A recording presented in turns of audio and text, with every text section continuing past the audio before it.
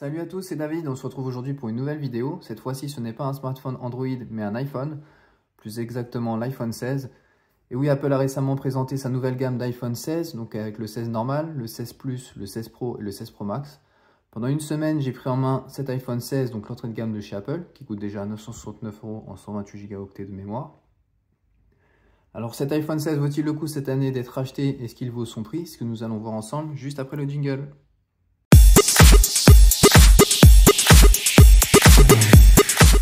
Commençons par le design. Donc vous aurez le choix entre 5 coloris, le blanc, le noir, le rose, le vert et un bleu qui s'appelle Outre-mer. Donc moi j'ai pris cette couleur, je la trouve très belle. Sinon le design est semblable à l'iPhone 15 de l'année dernière. Les dimensions sont inchangées. On retrouve du 14,76 cm par du 7,16 cm avec une épaisseur de 7,8 mm. Mais il pèse 1 g de moins, donc 170 g, donc très léger. Deux nouveautés, donc la première, c'est ce bouton ici, Action, qui est au-dessus des boutons volume plus et moins. Donc comme son nom l'indique, vous pourrez activer le mode silence, la lampe torche et d'autres options. Moi j'ai laissé ce bouton pour activer le mode silencieux.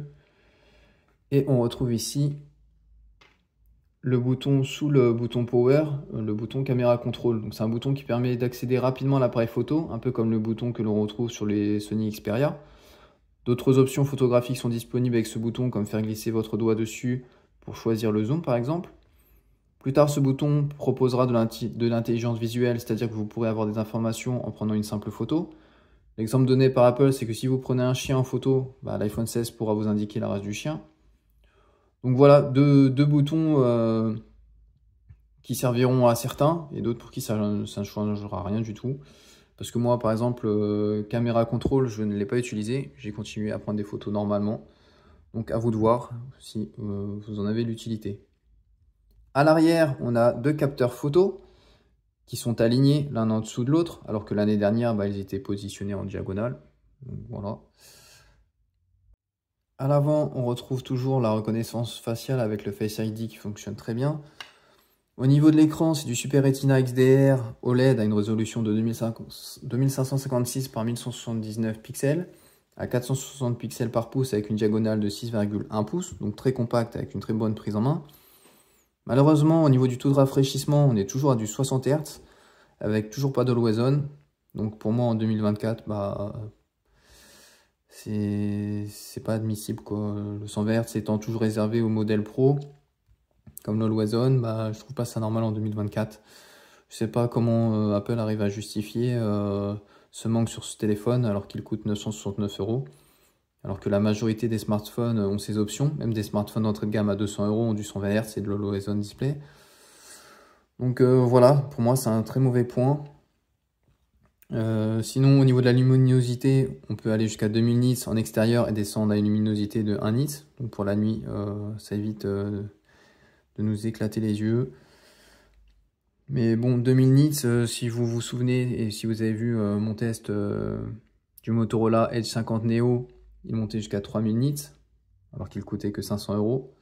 Et il avait du LTPO, donc niveau écran, le Motorola était au-dessus pour moins cher. Au niveau de la protection, toujours du Ceramic Shield, dernière génération, donc 2 fois plus résistant que le verre de n'importe quel smartphone d'après Apple. Au niveau certification, il est certifié IP68, ce qui veut dire qu'il est étanche à la poussière et à l'eau à une profondeur jusqu'à 6 mètres pendant 30 minutes, ce qui est largement suffisant pour le quotidien. Au niveau des haut-parleurs, on a des haut-parleurs stéréo, avec la prise en charge du Dolby Atmos. Donc comme d'habitude sur les iPhones, on a de très bons haut-parleurs et le son est très bon. Je vais vous faire ça écouter tout de suite. Alors au niveau du son, voilà ce que ça donne.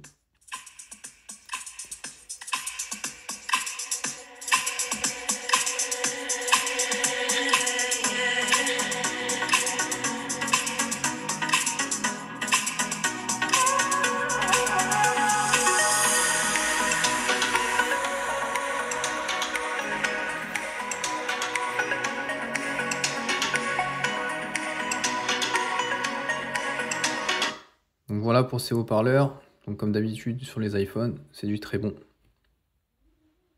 Côté performance, on retrouve la nouvelle puce A18 gravée en 3 nanomètres. Apple a annoncé qu'elle serait plus rapide de 30%, Mais au quotidien, est-ce qu'on a besoin d'autant de puissance, sachant que sur les iPhone 15, la puissance n'était pas un problème, loin de là.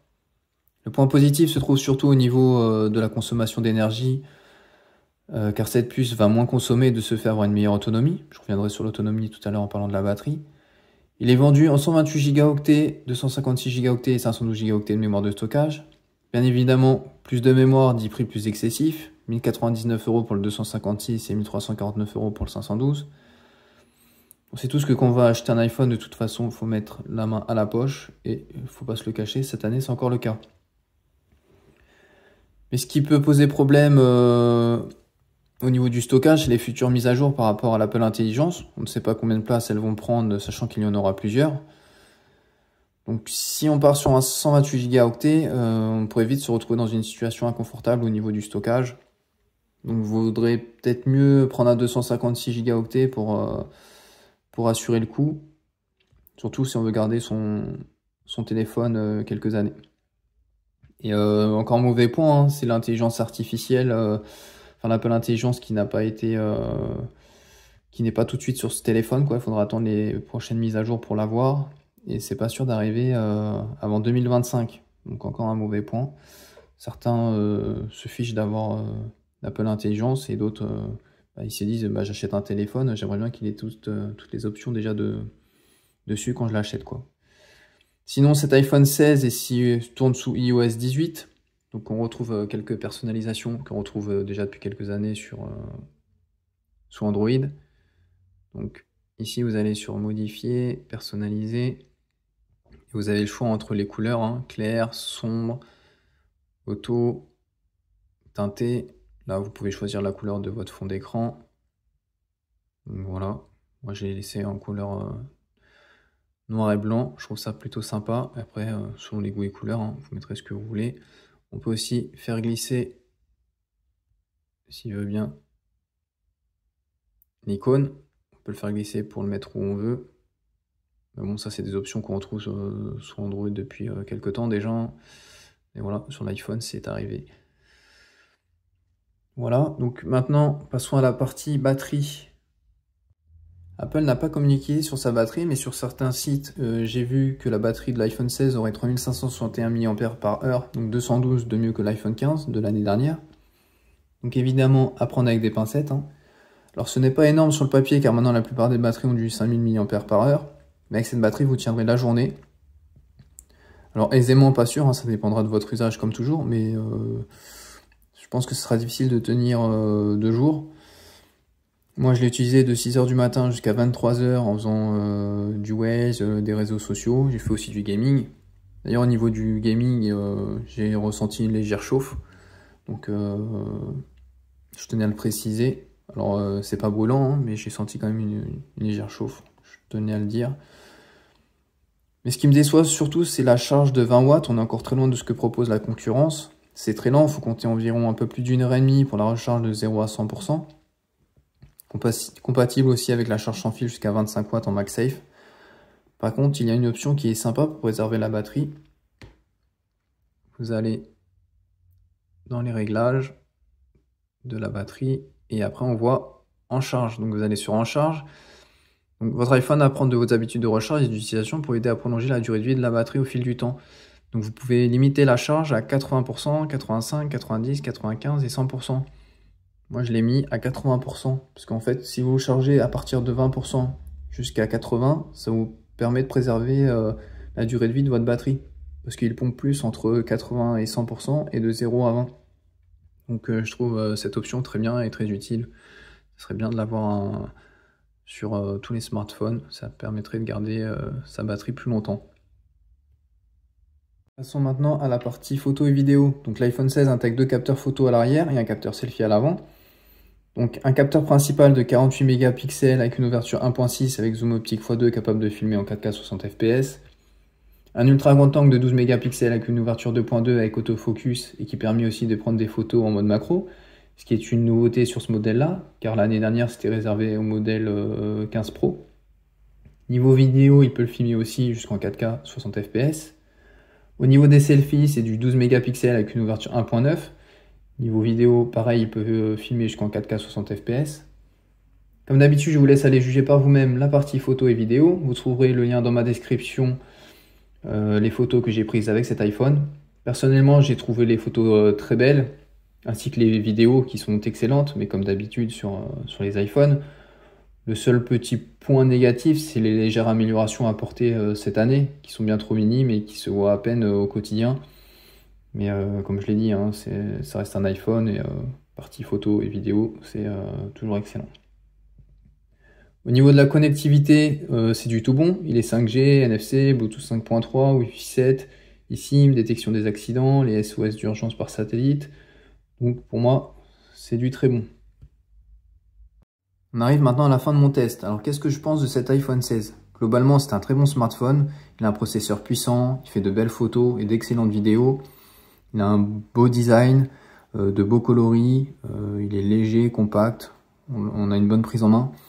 Mais par rapport à l'année dernière, il y a très peu d'évolution, hormis les 2 nouveaux boutons, hein, qui apporteront un plus pour certains et d'autres à qui ça ne changera rien du tout. Un peu plus de personnalisation qu'on retrouve chez la concurrence depuis un moment.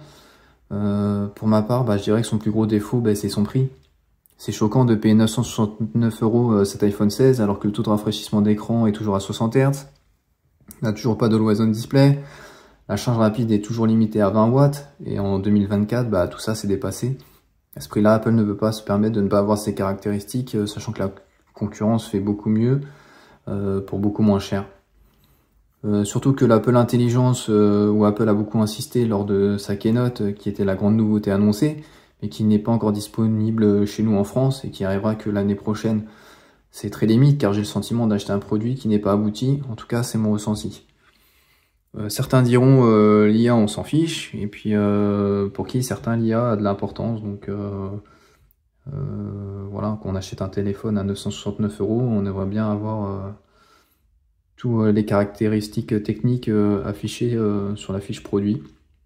Donc pour ceux qui l'IA est importante, je vous conseille d'attendre l'iPhone 17, au moins quand vous l'achèterez, l'IA sera directement intégrée.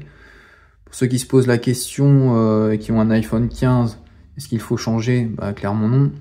Le gap n'est pas énorme, donc gardez votre iPhone 15.